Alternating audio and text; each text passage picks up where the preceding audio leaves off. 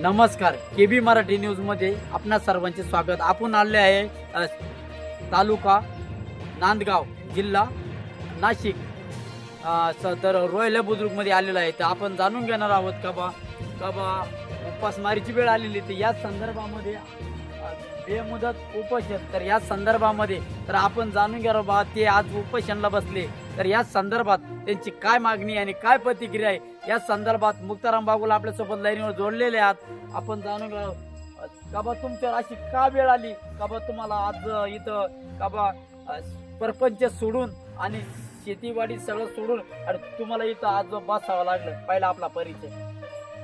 माझं नाव मुक्ताराम बागुल, माझी ग्रामपंचायत सदस्य तथा सामाजिक कार्यकर्ता आणि सार्वजनिक मी काम करतोय। या अगोदर आम्ही ग्रामपंचायत माझी विशेष उपसरपंच आहे। वाडी माझी समोरच्या लोकांनी डॉक्टर बाबासाहेब पुतळ्यासमोर अतिक्रमण केलं होतं। ते अतिक्रमण मी मागच्या म्हणजे 1 वर्ष झालं असं ते काढलं, परंतु त्यावेळेस अतिक्रमण काढण्याची ते अतिक्रमण त्या लोकांनी काढलं, पण ग्रामपंचायत फक्त नाली केली, पण तो मुरुम काढला नाही। त्या मुरुम तुम्ही असल्यामुळे सगळं पाणी हे पुतळ्याच्या आवडत तुमचं आहे, ही माझी प्रमुख मागणी आहे।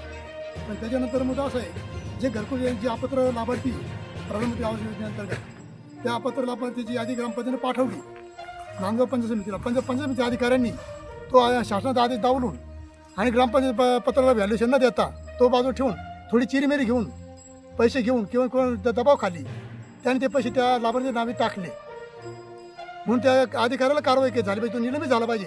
हा पण म्हणजे मुद्दा आहे माझा।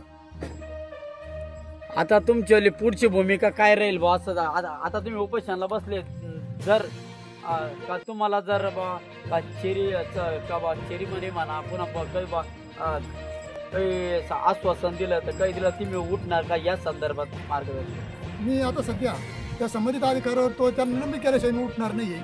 एवढंच नाही, त्या गावात जे अतिक्रमण होतं म्हणजे ते अतिक्रमण आम्ही काढलं, पण नाली बाकी तशीच, तर ते मुरुम काढल्याशिवाय मी उठणार नाही आहे। आणि परत ह्या गावामध्ये जेवढं लोकांनी अतिक्रमण केलेले आहे त्या संपूर्ण लोकांची मोजणी प्रत्यक्ष पाहणी करून मोजणी करून ग्रामपंचायतीच्या नंबर रजिस्टर क्रमांक अतिक्रमण रजिस्टरमध्ये नोंद करण्यात यावी आणि त्या नोंदीची नकला मला मिळाव्यात आणि अतिक्रमण दाखले मला मिळाव्यात, ते मिळाल्याशिवाय मी उठणार नाही। मी केबी मराठी न्यूज साठी संदीप गायके, रोयला बुद्रुक। आपल्या सोबत त्यांची पत्नी आहे, तर त्यांच्या पत्नीची काय प्रतिक्रिया बा? त्यांची पत्नी एक ग्रामपंचायत मध्ये उपसरपंच आहे, तर या संदर्भामध्ये त्यांच्या पत्नीची काय प्रतिक्रिया आहे तर आपण जाणून घेऊ बाबा। पहिला आपलं नाव।